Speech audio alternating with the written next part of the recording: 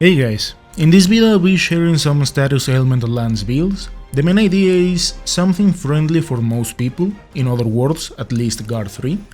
In some builds I try to exploit the ailment as much as possible, in others it's just try to rely in damage, but we will check the specifics of those. So let's begin with the poison build. I honestly believe this is the best one for lances. In the training room it deals 38-75 damage. It is not that impressive, but once you try it in a hunt, you'll notice that this build procs with such ease, that most of the fight the monster is going to be poisoned.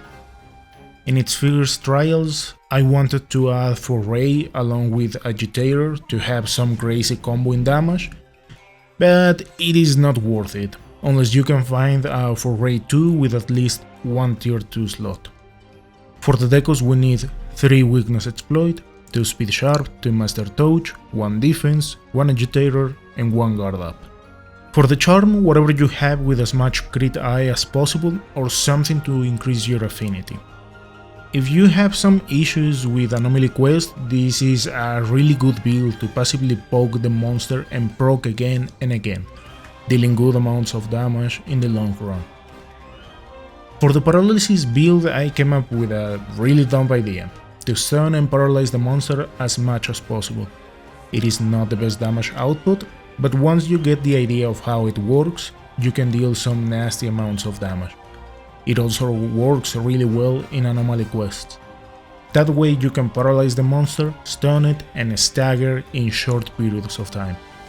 It deals 33-89 damage. It is not that impressive either, but once you take it into consideration that you'll immobilize the monster for a good chunk of time, it is well worth it.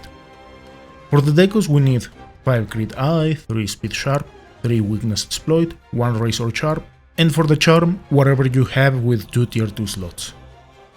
For the blast build, there are only 3 weapons, but due to spoilers, guessing that there's still a good chunk of people out of master rank 100, let's use the cookie cutter Tiestra Lance. It deals 39-12 damage. This weapon naturally has a high amount of blast, so it procs with this. Its only downside is that its sharpness is not that good, because we need handicraft to get a purple sharpness. And on top of that, we would require either Master Touch or Protective Polish to have something effective. So I believe that is too convoluted. Let's use that weight sharpness and refine this build later. The main idea is to stack Anchorage and Spiral Thrust buffs. It is a bit complicated if you don't know the monster so well, but with some practice it is not that hard. For the decos we need 3 speed sharp, 1 guard, 1 weakness exploit, 1 agitator, 1 crit eye, and for the charm, an offensive guard 2. If you don't have something like that, then add some more crit eyes. And last but not least, an ailment that I do not really recommend with lances, sleep. To be honest, the main weapons aren't that good. They have the status a bit low, and spending many decos to fix it is not the best idea. On top of that, if you play solo, what you need is to land 1 crazy hit. So the only lance that attracted my attention for that was the Antique Machina. For this build, in all honesty I would recommend you to bring as much damage as possible. Use whatever broken charms you have to get as much damage. And whenever you put the monster to sleep, sharp your weapon, take some buffs, and land the best hit you have. It deals 39-35 damage and waking up the monster 941.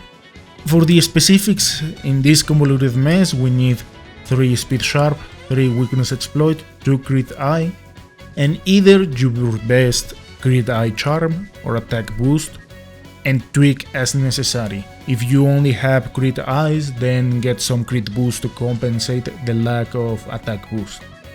This build was really good even against anomalies, a bit like a meme, but I was able to finish them real quick.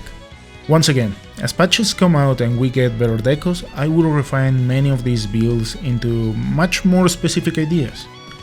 Thank you for watching, and I'll see you next time.